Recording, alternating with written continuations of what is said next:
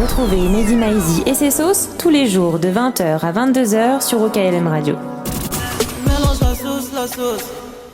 Vous êtes de retour dans la sauce sur OKLM Radio et l'homme du jour est là. Il est arrivé. Sopico, comment ça va ? Ça va et toi ? Très très bien. T'es là, Job, ça faisait longtemps qu'on s'était pas vu, mais aussi parce que tu viens de sortir aujourd'hui même un nouveau projet. Je sais pas comment on le qualifie. Ça s'appelle Lié déjà, mais tu sais. Projet c'est cool. Cool. J'aime bien dire projet. Bon. Pour moi c'est pas un album, donc forcément j'essaie de lui trouver un nom qui lui correspond vraiment. Donc projet. On pourrait dire projet, on pourrait dire LP, mais je pense que projet c'est le meilleur mot. J'ai sorti un LP l'année dernière. C'était un projet gratuit du coup. Ouais. Je pense qu'il mérite bien l'appellation LP du fait qu'il soit gratuit. Mais cette année on arrive sur un projet différent qu'on a fait avec 75e session, que j'ai autoproduit. Donc j'ai envie de dire projet, c'est un gros projet pour moi. Pourquoi pas album alors ? C'est quoi le cap à passer pour que ce soit un album après ?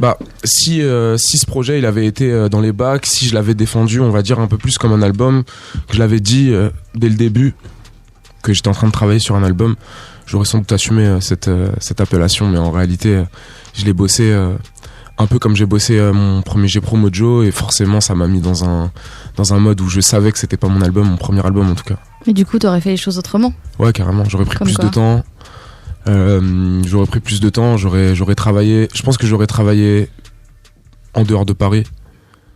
J'ai tout fait dans le cadre dans lequel j'évolue depuis à peu près 2 ans. Et c'était une manière d'extraire encore un peu plus de matière dans ce qui compose un petit peu mon ADN ces 2 dernières années, quoi. Tu vois. Ça, à mon avis, c'est effectivement quelque chose d'important dans ta musique et dans ce projet. C'est Paris, en fait. C'est la ville de Paris. Ouais, c'est clair. On sent on sent que t'es parisien. En tout cas, que tu vis à Paris. Tu vois, que tu arpentes les rues de Paris, la nuit parisienne, etc. Et on sent vraiment, je trouve, l'influence de la ville dans ta musique. C'est quelque chose que t'as envie de retranscrire aussi, ou ça fait partie de toi, peut-être, en fait. Je pense que depuis 2 ans, vu le nombre de vacances que j'ai prises, qui se compte peut-être même pas. Ah ouais. Peut-être que j'ai pris une fois des vacances depuis 2 ans. Et à côté de ça, je prends énormément de plaisir à bosser, à faire du taf en studio. On a une espèce de bulle avec 75e session, avec le collectif, avec le label, où on a un studio, une maison où il y a énormément d'artistes qui se retrouvent. C'était une manière de faire le truc à 100% en fait, et ça a abouti à 2 projets pour l'instant, sans doute un 3e plus tard, avant un album. Un album, ça c'est quand tu partiras à la campagne, peut-être petite villa dans le sud. Peut-être que la campagne c'est pas le mot exactement approprié, mais je vais partir un peu loin du coup pour faire mon premier album. Okay. Ça me permettra de revenir avec quelque chose que je pourrais appeler album. Tu vois. Loin, tu parles de l'étranger par exemple ? Ouais, carrément. T'as déjà en tête J'ai des petites idées, j'ai envie de. L'Asie ? Ouais, l'Asie carrément. J'ai envie de bouger un petit peu au Canada aussi. C'est un pays que j'aime beaucoup. Okay. Et dans lequel j'ai quelques repères, on va dire. J'ai de la famille là-bas. J'aime beaucoup le mode de vie canadien, on va dire. Et je pense que je peux partir là-bas pour commencer mon premier album, quand je commencerai. Ok. Alors, effectivement, tu l'as dit, donc ça est fait avec la 75e session, en indépendant. Et on sait qu'aujourd'hui, il y a beaucoup de gens qui s'intéressent à toi, notamment des labels. Et peut-être que tu vas signer, peut-être que tu vas faire ce que tu veux déjà, mais en tout cas ce projet-là, t'as voulu qu'il sorte indépendant. C'était important pour toi justement que tout se fasse en tout cas avec vos propres moyens, avec votre manière de faire de la musique, toujours finalement en petit comité, quoi. Il y a une continuité sur le truc. Mojo, c'était une première expérience de studio, une première expérience de création de création de musique en fait, dans un cadre qui était vraiment propice à le faire. J'ai décidé de continuer à le faire sur le deuxième G-Pro parce que j'en avais déjà très envie en réalité. Ouais. Le désir indépendant, il se traduit aussi par tout ça. Ça veut dire on a construit tous ensemble des choses. Je suis pas tout seul, c'est quelque chose qui est important à dire. Je pense aujourd'hui, quand on fait de la musique, c'est très compliqué d'accéder à toutes les étapes et tout faire avec ses propres mains, même si je suis assez autodidacte et j'aime bien justement toucher un peu à tout, que ce soit la production, les clips, tout le contenu créatif, les visuels, le graphisme et tout. Aujourd'hui, faire ça en indé, c'est aussi faire ça avec les gens avec qui je le fais depuis le début. Donc forcément, 75e session, Sheldon, tout le groupe de rappeurs qui gravitent autour, avoir des avis, avoir une vision en fait assez interne de ce que je peux faire, quoi. Je crois qu'il y a eu un élément important cette année, et d'ailleurs je crois que t'es pas le seul rappeur, parce qu'on voit que maintenant le passage sur cette chaîne YouTube là c'est important pour plein d'artistes. C'est le passage chez Colors où t'as joué Le hasard ou la chance, et moi j'ai vu effectivement que je pense que plein de gens t'ont découvert avec cette vidéo là, parce que c'est une chaîne YouTube qui est vachement regardée en fait, et le boulot qu'ils font est mortel. Et c'est une vidéo aussi dans laquelle tu as mis en avant autre chose de toi, parce qu'en fait on connaissait le côté effectivement rappeur, technique, bon rappeur, 18e, tout ce que tu veux. Et là tu as mis en avant le côté guitariste en fait. Comment t'as vu finalement ces deux choses là, le fait que ouais, il y a eu peut-être un avant et un après cette vidéo-là. Est-ce que tu as ressenti ça? Et est-ce que c'était important pour toi aussi de mettre en avant cette nouvelle facette-là que tu as continué après dans les Unplugged, etc. Quand on m'a proposé de faire Color, je suis allé regarder en réalité et je me suis rendu compte tout de suite que j'avais la possibilité de faire quelque chose d'un peu alternatif. C'est le terme que t'emploierais? On va dire assez alternatif. J'ai joué un truc que j'ai pas refait depuis, c'est-à-dire que j'ai fait une prod que j'ai complété après en guitare-voix en live sur le plateau de Colors. Quand j'ai été contacté, je suis allé regarder ce qu'ils faisaient, donc il y avait beaucoup d'artistes. En réalité, je me suis mangé une grosse claque. Je me suis pris des espèces de sessions de personnes que je connaissais pas, de personnes que je connaissais peu, on va dire, et d'artistes que je connaissais déjà un petit peu, c'est sûr, mais ce mélange en fait ça convoque des artistes, ça leur propose de faire une performance et les gens font exactement ce qu'ils ont envie de faire là-bas. Il y a un rapport au live. Je me suis dit tout de suite, il faut que je prenne ma guitare, il faut que j'y aille, il faut que je représente en fait ce qui me correspond le plus aujourd'hui, vu que je joue de la guitare tous les jours, que je commençais à bosser sur Ye. J'ai impliqué la guitare de plus en plus. Je me suis dit, allez. Et ça faisait longtemps que tu jouais de la guitare ou c'est un truc parce que tu l'avais jamais montré? En tout cas, moi, je l'avais jamais vu. Est-ce que c'était quelque chose que tu joues pas depuis que t'es gamin ou c'est un truc que tu t'y es mis récemment? Je joue de la guitare avant de faire du peur en fait. Ok. Et j'ai joué de la guitare pendant 5 ans avant de commencer à écrire un texte en fait. J'ai écrit mon plaire aux meufs ou t'aimais vraiment ça? Ouais, exactement. Il y a un truc quand même de guitariste qui plaît aux meufs, tu vois. Non, mais ça peut aider en tout cas. Je conseille tout le monde, tous ceux qui recherchent un peu d'amour. T'as fait chaud depuis Colors ou pas?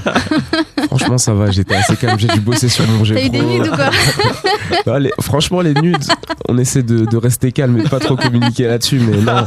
Mais il existe. Je passe beaucoup de temps en studio. Généralement, j'essaie de poser mon téléphone un peu loin des machines, comme ça au moins je reste focus. La guitare, c'est pour moi c'est essentiel. Je suis obligé de faire vivre cet instrument dans ma musique.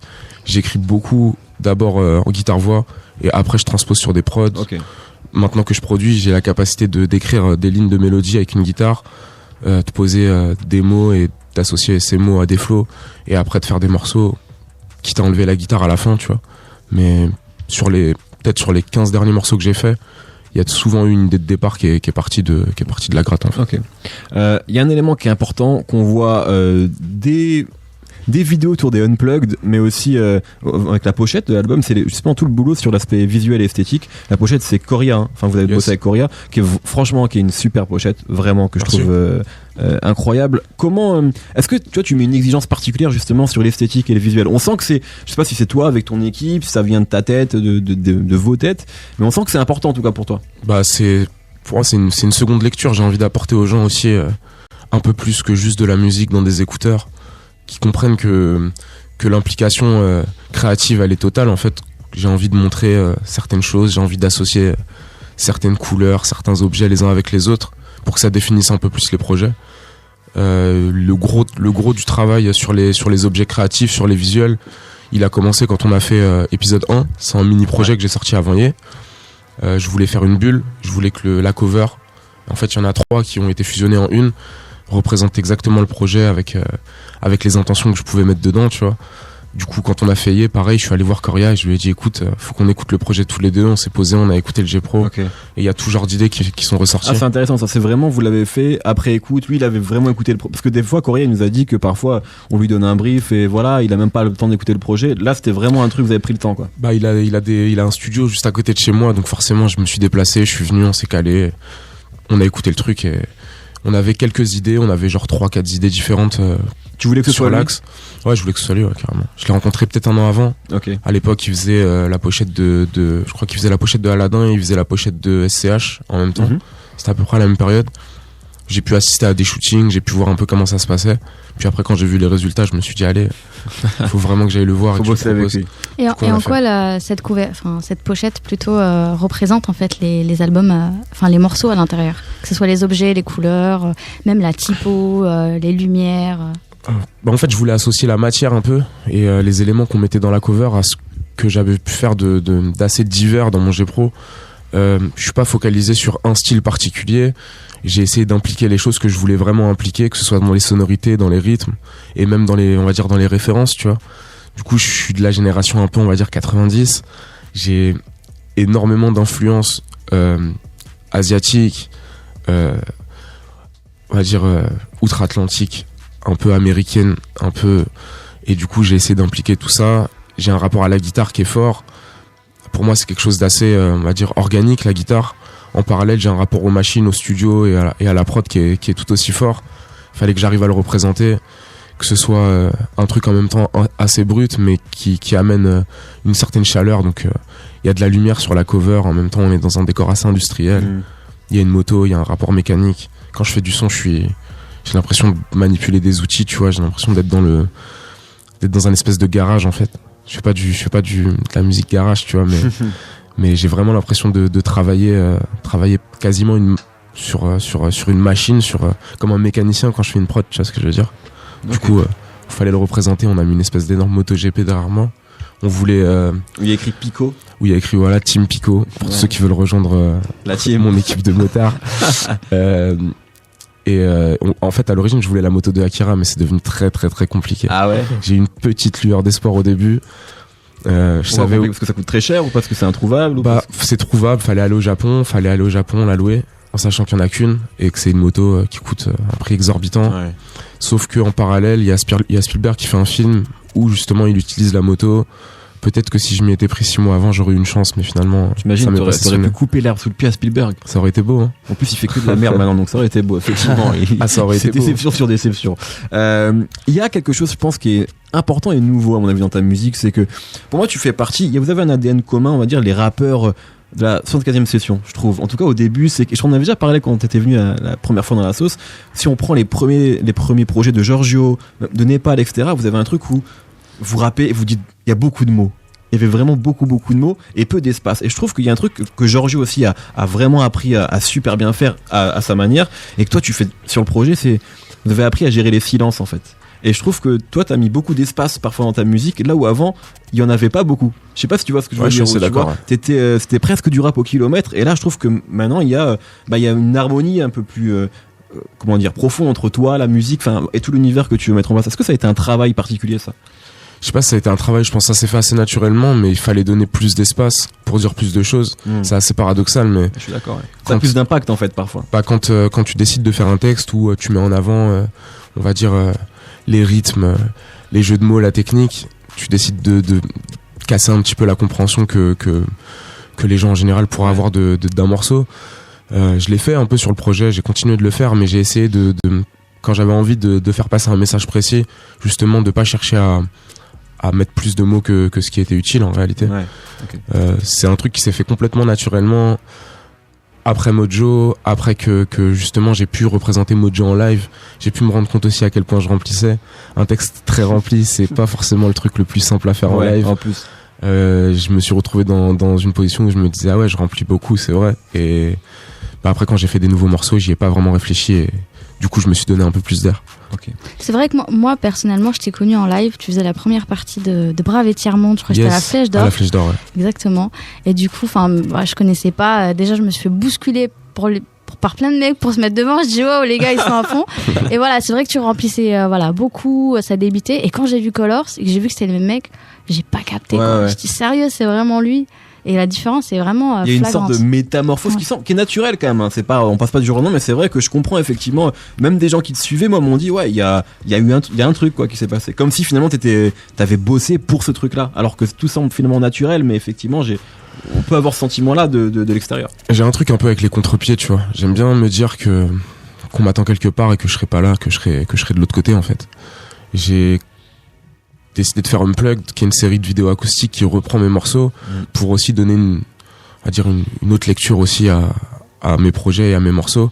Je peux réinterpréter des sons et les offrir dans un cadre qui est complètement différent que le cadre un petit peu, on va dire, métallique que peut apporter la prod et le courant dans lequel je suis actuellement, qui est quand même un truc assez électronique et qui est un truc qui reprend un peu peut-être des codes de la Petra, mais qui essaie de m'approprier un maximum. Donc quand je repars en acoustique et quand je fais le color, c'est une manière aussi de faire passer le morceau par un autre prisme en fait. C'est plus simple, la distance elle est plus courte entre les gens qui écoutent et WAM.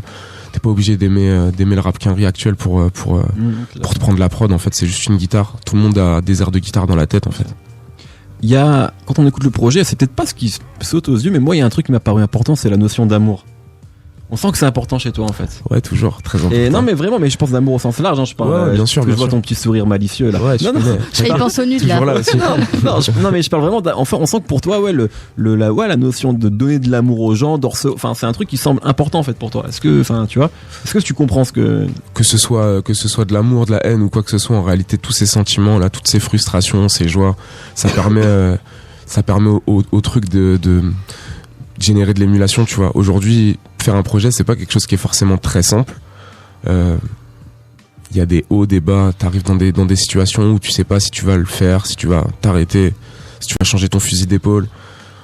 C'est une manière pour moi de le dire en fait. C'est-à-dire que je veux que les gens comprennent bien que j'ai un rapport à l'énergie qui est fort, justement parce qu'on est une équipe, parce que j'ai une famille derrière, que les gens qui m'entourent me donnent énormément d'énergie aussi pour faire ce que je fais aujourd'hui. C'est important de le dire, tu vois. Donc j'ai un rapport quand même, on va dire, à la détermination, à l'amour des miens, tu sais, les gens qui m'entourent, qui est super fort. J'ai besoin de leur signifier, tu vois. Ok. Il y a un morceau qui s'appelle Nevermind. Ouais. Et tu dis j'écoute Nevermind, ouais. Justement. Et c'est vrai que maintenant c'est la mode quand même dans le rap. De parler de Nirvana. De parler de rock, tu vois, de rock, t-shirt Metallica ou de grunge et de Nirvana. Donc est-ce que t'es un vrai fan de Nirvana? Ouais, de ouf. J'ai pas préparé de quiz de Nirvana. Non, pour de vrai, je suis un vrai fan de Nirvana. Bah, j'ai écouté Nirvana, je pense. Quand j'ai écouté mes premiers morceaux de rap, j'écoutais déjà Nirvana. C'est un groupe, quand je l'ai découvert d'abord par des vidéos sur YouTube où je voyais du coup des espèces de clips complètement fous. Ouais. De Smells Like Teen Spirit, enfin des trucs comme ça qui m'ont choqué en fait. Et avec le temps, bah, j'ai réécouté des albums, j'ai eu des affinités avec certains titres. Du coup aujourd'hui j'écoute encore Nirvana. Quand je dis que j'écoute Nevermind, c'est parce qu'en fait je l'écoute vraiment. C'est un album que j'écoute, que je kiffe. Pour info, c'est l'album mythique, enfin avec la pochette mythique, ouais, le bébé qui va attraper le dollar. Après il y a des titres un peu plus particuliers que j'aime de Nirvana. Les gens qui connaissent, je sais pas, Where Did You Sleep Last Night, c'est genre je pense mon morceau préféré. C'est pas le morceau le plus agressif, on va dire, de Nirvana. C'est un groupe qui m'a donné envie aussi d'avoir un rapport au guitare-voix qui est fort. Je fais un truc complètement différent de Kurt Cobain et de son groupe, mais on va dire le concert Unplugged de Nirvana, c'est ce qui m'a mis, on va dire, la plus grosse gifle par rapport à ce groupe, parce que j'ai appris à redécouvrir un truc qui était très agressif par des instruments qui justement adoucissent le tout, et en fait ça casse rien, tu vois. Est-ce que c'était une inspiration derrière tes propres Unplugged justement? Ouais, bien sûr. C'est vrai que ce concert-là, moi, je suis pas faire le connaisseur de Nirvana, c'est pas du tout mon cas, mais j'ai vu effectivement écouter le MTV Unplugged Nirvana, et c'est vraiment incroyable en fait. Et moi j'ai compris un peu leur musique, même si encore une fois je suis pas plus fan que ça, mais j'ai compris plein de trucs et c'est vrai que c'est mortel. Est-ce que ça a été du coup une inspiration pour toi-même et pour tes Unplugged? De dingue, je regardais grave MTV à l'époque, tous les programmes de MTV à un certain moment de ma vie m'ont un petit peu matrixé, je te cache pas. J'aurais bien aimé qu'à l'époque la télé française choisisse un accent un petit peu plus fou, tu vois. Ouais. Au moins aussi fou, tu vois. Et il y a eu plusieurs Unplugged, je pense j'en ai vu peut-être une trentaine. Et celui de Lauryn Hill, celui de Nirvana, Jay-Z, non? Mary J. Blige, Jay-Z, ouais, de ouf. Tous ces artistes, de voir en fait un cadre particulier, une scène particulière où les mecs sont au milieu, où le public est autour, ça m'a permis de comprendre qu'il n'y avait pas forcément de case en fait. Tu prends un groupe de rock et tu le mets dans un cadre avec des instruments qu'ils n'utilisent pas en réalité dans la conception de leur album. Ils sont sur des trucs beaucoup plus électriques, on va dire. Okay. Et ça fonctionne quand même. Et c'est vrai qu'aujourd'hui, oui, même il y a un rapprochement parfois entre, on va dire, rap, enfin, tu vois, on dit que les rappeurs sont nouvelle rock, c'est vrai que ça aux États-Unis. Notamment, on parle de ça, on parle beaucoup comme ça de Lil Uzi Vert. Et tu as une phase où tu dis, je peux aussi bien écouter un Nas qu'un Uzi Vert. Ouais. Qu'est-ce qui te fait le plus kiffer quand même entre les deux? Et grosso modo, est-ce qu'il y a quelque chose qui t'inspire le plus? Est-ce que, on va dire, parce que c'est vrai qu'il y avait beaucoup un truc, on va dire, inspiration à l'ancienne. Au début, même si c'était pas que ça, hein, mais en tout cas, on pouvait comprendre que t'avais saigné des gros classiques des 90s. Et aujourd'hui, on sent que c'est encore en toi, mais t'es beaucoup plus actuel. Enfin, tu vois ce que je veux dire? Qu'est-ce qui t'inspire le plus finalement? Dans les trucs qui sont sortis ces 2 dernières années, je me suis pris énormément de choses en vrai. Il y a plein d'artistes, des nouveaux artistes, on va dire, que j'adore, que j'écoute. Ça m'empêche pas d'écouter des trucs beaucoup plus anciens. Ouais, tu jongles entre les deux. En fait, je les différencie pas vraiment. il y a des trucs qui sont sortis à l'époque où c'est sorti, je les écoutais pas, et aujourd'hui je me prends les albums, j'essaie d'écouter ma sensibilité, justement. T'as vu, quand j'écoute l'Illusiver, je me prends pas à 100% des morceaux, il y a quand même des titres que j'ai aucun mal à écouter quand je suis seul, quand je suis en soirée. Bien sûr. Et même, tu vois, dans la musique actuelle, en France aussi, carrément, il y a plein de choses qui me parlent. Comme il y a énormément de choses qui me parlent à l'ancienne, tu vois. Genre, je te l'ai déjà dit quand on s'est vu la dernière fois, mais je sais pas, le premier album de Lunatic, des morceaux de Nubie, des trucs de Flynn, des trucs qui entre guillemets, aujourd'hui ont 10 ans et plus, tu C'est vois. vrai que Flynn, ça y est, ça a déjà 10 piges, putain. Mort plus même, j'ai Et clairement. que j'écoute Non, encore d'ailleurs, 2006, tu je vois. crois. 2006, ouais. C'est Putain, ça. ouais, c'est vieux. Ça passe trop vite. Force à lui. Force à lui, bien sûr, grand rappeur. On attend un nouvel album. Il prend son temps, comme d'habitude, mais Il a raison. exactement. Il y a une phase que j'adore. Je suis passé de ton Gava à The King of the North. Qu'est-ce qui se passe ici? Ah, il y avait du son, d'accord. Ouais, alors pour info, Ça c'est marche. Arthur, notre caméraman, qui se fait plaisir. D'habitude, il est très compétent, hein, mais là, il avait envie de mettre un peu de son. Donc cette phase-là, je suis passé de ton Gava, The King of the North, effectivement, qui est un peu, tu peux le prendre en mode, ouais, j'étais un rappeur parmi tant d'autres, et maintenant, tu vois, je suis l'élu. Est-ce que, non, mais c'est une phase ego trip, dans ce mode, Ouais, mais c'est voilà. un peu ce qui se passe avec Jon Snow, en fait, qui est le bâtard au début et qui au final devient le personnage de la série, quoi. Un petit peu, c'était une manière de dire ça, c'était une manière de parler de mon nord, en fait, du fait que j'habite vraiment à l'extrême nord de Paris. Absolument, il y a aussi Et de dire aussi que voilà, j'ai l'impression que c'est un peu la terre de Terre du milieu. même On dirait, pas c'est justement ça. pour le coup la terre du milieu, c'est plus The Heart, tu vois, c'est plus un tout petit peu plus bas, c'est pas très très loin, mais non, le nord de Paris, bah c'est froid, quoi, tu vois. Quand on dit Winter is coming, je pense l'hiver il arrive d'abord à Porte de la Chapelle, tu vois. En plus en ce moment il y a toujours de débats justement autour du quartier, Ouais. autour des histoires qu'il peut y avoir, des problèmes de toxicomanie, des problèmes de justement de gros business de crack autour de chez moi et tout. Et moi je le vois depuis 15 ans, aujourd'hui on en parle. Il fait froid là-bas. Porte de la Chapelle, il fait très très froid. Il y a une phase que je vais juste citer comme ça, mais où tu dis je porte le rouge et le noir comme Nesta, Ouais. sur Press Play, qui est peut-être mon morceau préféré d'ailleurs, Ok. du projet. Et ouais, ça tue. Parce que, voilà, en plus, aujourd'hui, j'ai même pas fait exprès, j'ai ma veste de l'Italie 94, tu vois. Donc, des Magnifique. références à Nesta. Bah, je voulais me mettre en maillot aussi, mais malheureusement c'est Limsa, pour ceux qui connaissent, qui est le possesseur de tous les maillots de foot les plus rares en fait. Ah Donc, ouais, ok. il a fallu que je l'appelle, mais c'était compliqué. Ah, très bien. Il y a aussi, après, voilà, on va écouter un peu de son, parce que ça fait déjà un moment qu'on parle. Yes.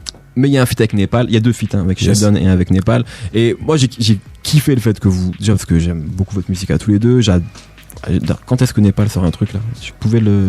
Je vais pas te donner d'informations précises, mais Bon, il a sorti un truc il y a pas longtemps en fait. Ça en job. plus, mais c'est voilà, c'est. il y a un projet Two Things en préparation, Népal et j'avais entendu Dooms, ça, ouais. ça job fort.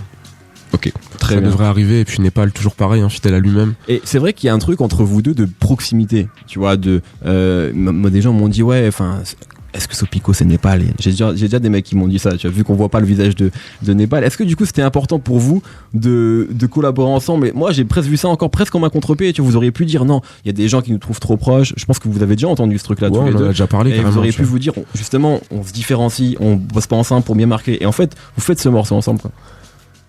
Quand j'ai fait le G-Pro, je me suis dit il faut qu'il y ait 2 feats, pas plus. J'ai réfléchi, je pense, 5 secondes.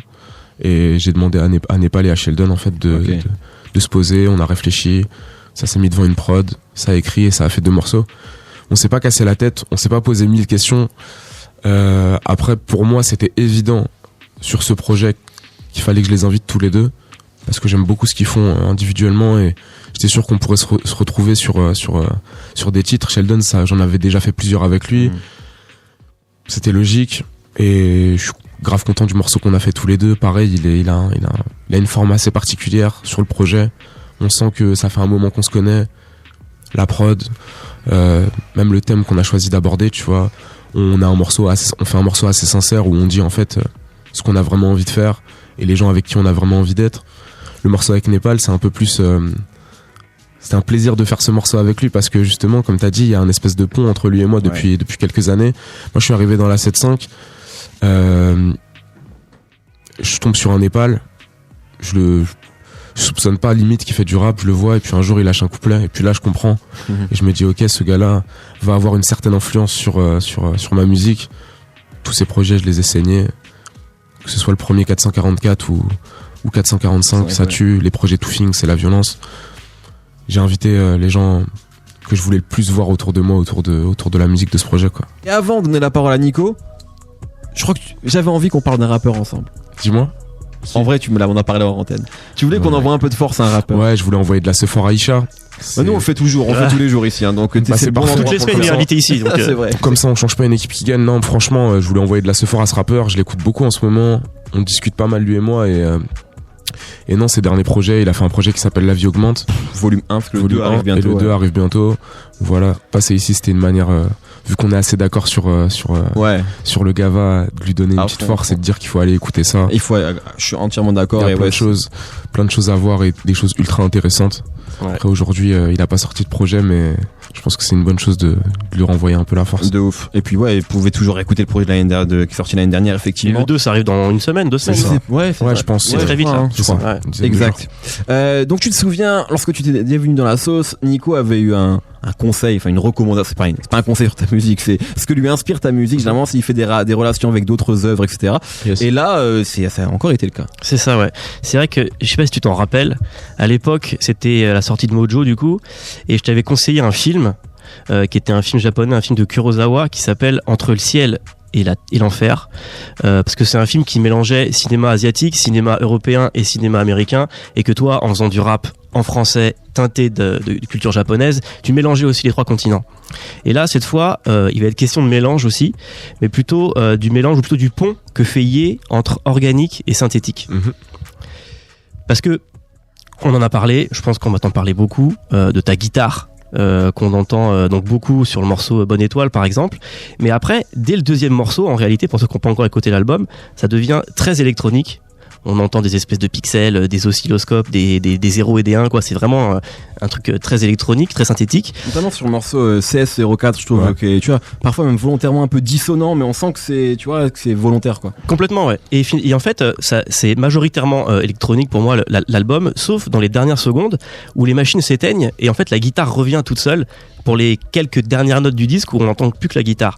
Et d'avoir en fait ces 2 moments très acoustiques qui vont encadrer une heure qui est majoritairement électronique, ça donne un peu l'impression presque de voyager à l'intérieur des codes d'une machine en écoutant Ye, tu vois. Et pendant ce voyage, ce qui nous arrive, on va être recraché par Kirby, on va passer en after party pour te voir jouer à ISS, on va se trimballer avec l'épée de Cloud. On parlait de la CS4, on va activer la CS4 dans le parc Safari. Enfin bref, si on rentre dans une machine, en restant un peu dans mon délire, ça pourrait être une console de jeu, parce que tout ça c'est des références à des jeux. Parce que je suis sûr que Mehdi a pas capté parce qu'il a jamais joué à Pokémon, mais CS4, c'est une référence à Pokémon. Ah tu ok, vois. d'accord. Moi j'ai capté Kirby parce que je suis un vieux, mais effectivement CS4, je suis désolé, mais Et je ouais, l'avais pas. et je pense, franchement, là j'ai adoré ce morceau. C'est la référence la plus subtile à Pokémon qu'il y a eu dans l'histoire de la musique. C'est incroyable. Merci. Moi qui joue au jeu pour le coup, c'est magnifique. Et voilà, donc voilà, je parlais de synthétique, d'organique, de voyage cybernétique, de console. Donc t'as compris, je vais te conseiller un jeu vidéo. Ok, lourd. Mais avant, j'avais une question. C'est est-ce que tu sais ce que c'est la synesthésie? La synesthésie. J'ai déjà entendu ce mot quelque part, mais. C'est possible. En fait, en plus, dans la façon dont tu as parlé de ton rapport à la musique et à l'art, il y avait un peu de ça. En fait, la synesthésie, c'est une particularité neurologique, on va dire. Je suis pas neurologue, donc j'utilise des gros mots peut-être. Mais en gros, c'est le fait d'avoir des sens qui se mélangent. En gros, la forme de synesthésie qui est la plus connue, c'est les gens qui vont mélanger la perception sonore avec les couleurs, par exemple. Et quand ils entendent une note, eh ben, il y a une couleur qui va être associée automatiquement avec cette note-là. Le do est forcément bleu, le la est jaune, tu vois. Et il y a beaucoup d'artistes qui sont synesthètes. Rimbaud, il était synesthète. Duke Ellington, Kandinsky, qui est un peintre qui peignait en écoutant de la musique. Pharrell Williams, aujourd'hui, il est synesthète, par exemple. Ok. Et il y a un créateur japonais qui s'appelle Tetsuya Mizuki, qui a fait un jeu vidéo inspiré par la synesthésie et par ce mélange d'essence. C'est un jeu qui se passe à l'intérieur d'un réseau informatique, d'un ordinateur, et qui est un réseau qui est contrôlé par une intelligence artificielle qui s'appelle Eden. Sauf que cette intelligence artificielle, elle a emmagasiné tellement de données qu'elle arrive à se poser des questions existentielles, à avoir presque des questionnements humains qui vont faire bugger la machine. Et du coup, le joueur, il incarne un virus informatique qui rentre dans la machine pour aller faire redémarrer Eden pour l'empêcher de bugger tout simplement. Alors ce jeu, c'est un jeu de tir. Ok. Et à chacun de tes shoots, en fait, tu vas interagir, tu vas rentrer en symbiose avec la musique du jeu. Parce que chacun des tirs, à chaque fois que tu touches une cible, ça fait un son en fait, qui vient se superposer à la bande originale du jeu qui joue pendant que tu joues forcément. Intéressant. Et donc voilà, le principe c'est finalement de jouer et en même temps d'interagir avec la musique. Donc du jeu vers la musique, mais en même temps, au fur et à mesure que tu rentres dans le jeu, comme tu écoutes la musique en même temps, tu vas jouer en rythme aussi, tu vois. Et il va y avoir cette espèce de relation entre la musique et le jeu. À tel point qu'à un moment, ce que tu regardes, ce que t'entends et ce que tu fais se mélange complètement et ça devient un trip complètement hallucinogène quand tu joues à ce jeu-là. Et voilà. En plus, au fur et à mesure que tu avances dans le jeu, que la difficulté augmente, les rythmes vont augmenter. Et il y a aussi ce truc des graphismes qui vont changer au fur et à mesure que tu débugs des zones en fait. Au départ, ça va être des zones qui sont très très synthétiques, un peu comme le film Tron. Je sais pas si tu connais ce film-là, tu vois, avec des fils de fer, des rayons, des néons lumineux. Et plus on avance, plus on débug des zones, plus les graphismes vont devenir plus organiques, vont s'épaissir, plus humains, tu vois. Finalement, pour arriver à un moment où la frontière entre l'organique et le synthétique a un peu disparu, entre l'homme et la machine aussi, on sait plus où est-ce qu'elle se place. Et on parlait un peu de nude et d'amour tout à l'heure là. Il se trouve que c'est un jeu auquel on peut jouer en couple. Ok. Et il y avait un accessoire qui permettait encore plus de brouiller ces frontières-là, qui était vendu avec ou séparément. Un accessoire qui s'appelle le Transvibrator, qui est en fait une espèce de boîte rectangulaire, plate, qui vibre en fonction de ce qui se passe dans le jeu. Et l'accessoire était vendu sans explication, on savait pas à quoi il servait, mis à part que ça faisait sortir de l'écran finalement des choses qui s'y passaient à l'intérieur, puisque ton jeu faisait vibrer une machine à l'extérieur. Mais ce qui était intéressant, c'est que absolument tout le monde l'a utilisé de la même manière. C'est-à-dire que il mettait le Transvibrator dans la culotte du joueur 2, en général une joueuse, et en gros, incroyable, ça vibrait en fonction des performances du joueur 1, tu vois. Donc c'était vraiment. On se rapproche du Japon là, du coup, de plus en plus. Là, on est en plein dans le Japon, là. Le vrai délire de japonais, tu vois. Et en fait, voilà, ce jeu s'appelle Rez. D'ailleurs, parce que j'ai pas encore dit comment il s'appelait. Rez, R-E-Z. Okay. Et c'est un jeu quand il joue, en fait, qui te fait comprendre. Et c'est un truc t'en as parlé un peu au début de l'interview et qu'on ressent vraiment en écoutant Ye. C'est-à-dire que les frontières entre l'organique et le synthétique, finalement, elles n'ont pas lieu d'être. Que des fois, on dit autant de choses, on fait ressentir autant de choses avec du synthétique et avec de l'organique, qu'on peut passer de l'un à l'autre, comme on peut passer de l'acoustique à l'électronique, que tout se mélange, un peu comme l'essence d'un synesthète finalement. Et que, de la même manière que, voilà, quand je disais on fait un voyage dans une machine, finalement, c'est probablement plus un voyage dans ta tête qu'on fait en écoutant Ye. De la même manière que quand tu joues à Rez, en fait, au bout d'un moment, tu sais plus si t'es en train, si t'es un virus qui va faire redémarrer un ordinateur ou juste un mec qui va sauver une princesse, parce que pareil, tout se mélange comme ça. Donc voilà, c'était mon conseil. Ça s'appelle Rez et c'est disponible à peu près sur toutes les consoles, parce qu'au départ c'était sorti sur Dreamcast et PS2. Okay. Mais aujourd'hui tu l'as sur PS4, PS3, Xbox 360, parce que tu peux les télécharger les jeux, tu vois. J'ai eu la Dreamcast, j'ai beaucoup joué à Soul Calibur. Ah, excellent jeu aussi. Ouais, de ouf. Mais en tout cas, le jeu a l'air intéressant. Je sais pas si je vais péter le petit boîtier qui vibre là, mais c'est à faire. Mais c'est à faire. Dans tous les cas, ouais, j'irai jeter un coup d'œil. Et le rapport à la synesthésie, ouais, c'est clair que quand tu réfléchis pas trop et que tu décides de t'inspirer, généralement les mots ils impliquent des images. Je sais pas si je suis synesthète ou genre, je sais pas du tout, mais en tout cas, j'ai ce rapport un peu justement aux couleurs.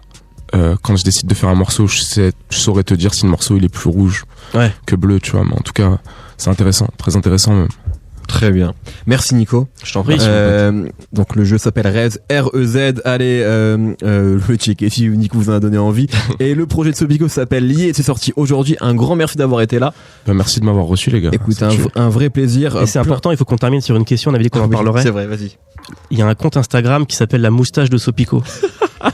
C'est vrai ça. C'est vrai. Quel rappeur peut se targuer d'avoir un compte Instagram pour sa moustache? Non, je me souviens à l'époque Alpha One il avait une fanpage, le sac à dos d'Alpha One. Un mec avait créé ça. Donc là après quelques recherches, je me suis rendu compte qu'il y avait beaucoup de personnes qui avaient des comptes rattachés à des petites particularités. Ah ouais. Tu vois. Ah ouais. Okay. Je suis pas la seule moustache apparemment qui existe, mais ouais, j'ai été assez surpris de voir ça.